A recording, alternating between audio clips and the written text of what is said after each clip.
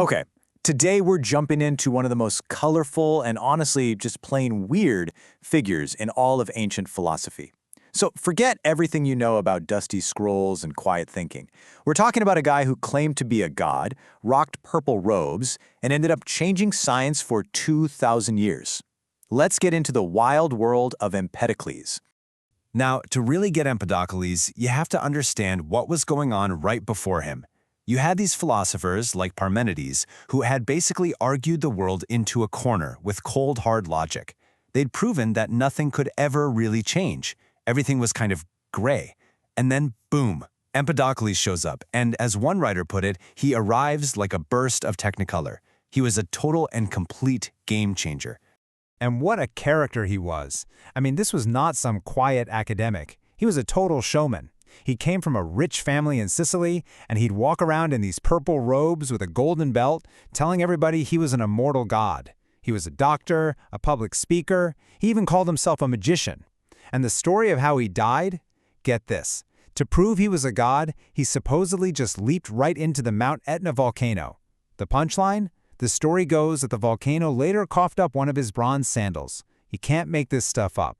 So yeah, that's our guy. His whole vibe, his entire approach to philosophy, it was just theatrical, vibrant, and completely one of a kind, which is exactly why we're calling him a technicolor philosopher. He didn't just want you to get the world. He wanted you to be absolutely dazzled by it.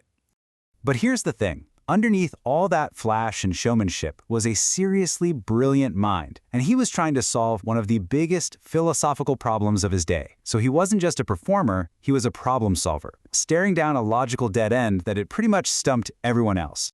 Okay, so what was this huge puzzle? Well, the philosopher Parmenides had made a really strong argument. He said, being is eternal and it can't change. You can't create something from nothing, and you can't destroy something completely. Which sounds logical, but then how do you explain, well, everything? Trees growing, people aging, all of it?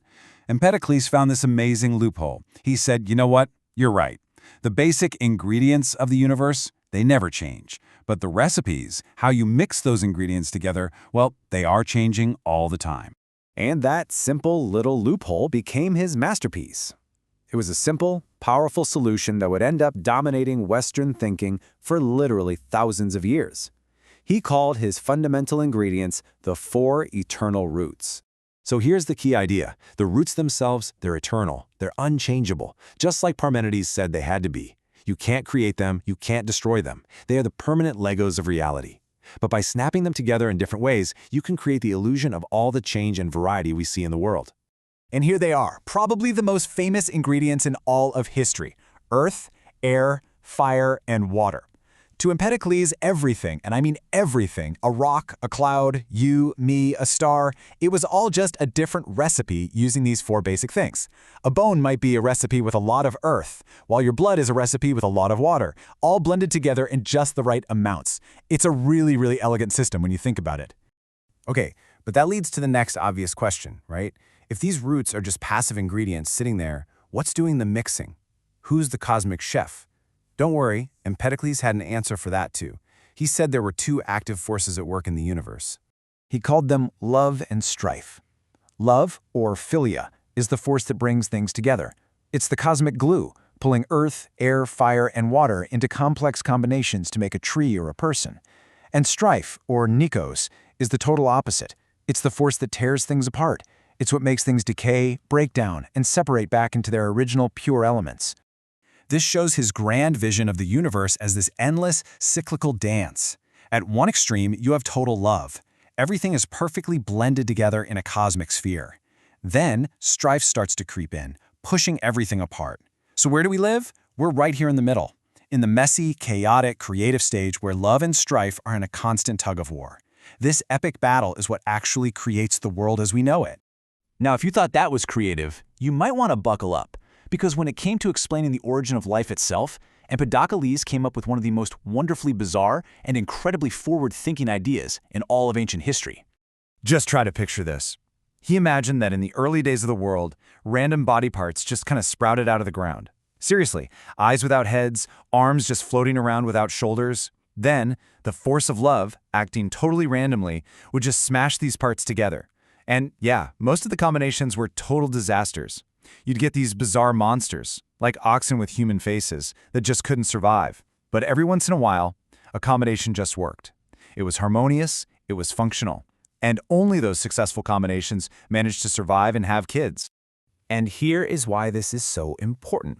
As absolutely bonkers as that sounds, isn't that the basic idea of natural selection? The idea that nature just throws a bunch of random variations out there and only the ones that are fit enough to survive actually get to pass on their traits? It's an unbelievably modern idea just wrapped in ancient mythology. So Empedocles wasn't just some flash in the pan. His wild ideas didn't just vanish into history. In fact, his core theories went on to shape the entire course of Western science and medicine for an almost unbelievable amount of time. Just look at that number, 2,000 years. Let that sink in. For 2 millennia, from ancient Greece through the entire Roman Empire, the Middle Ages, all the way to the Renaissance, the idea that everything was made of earth, air, fire, and water was just science. It was the standard model of the universe. I mean, his influence was massive. Aristotle, maybe the most influential thinker ever, he picked up the four-element theory and ran with it, which pretty much sealed its legacy. It became the foundation of medicine for centuries, with the 4 humors of the body corresponding to the 4 elements. And he had other amazing insights too. He was the first person we know of to suggest that light actually takes time to travel, that it isn't instantaneous. So what do we make of him in the end? The man in the purple robes who said he was a god, but also laid the groundwork for chemistry, biology, and physics. Was he a scientific visionary who was just way, way ahead of his time? Or was he a master showman who just happened to come up with some incredibly sticky ideas? The truth is, he was almost certainly both, a perfect chaotic blend of his own 2 forces, love and strife.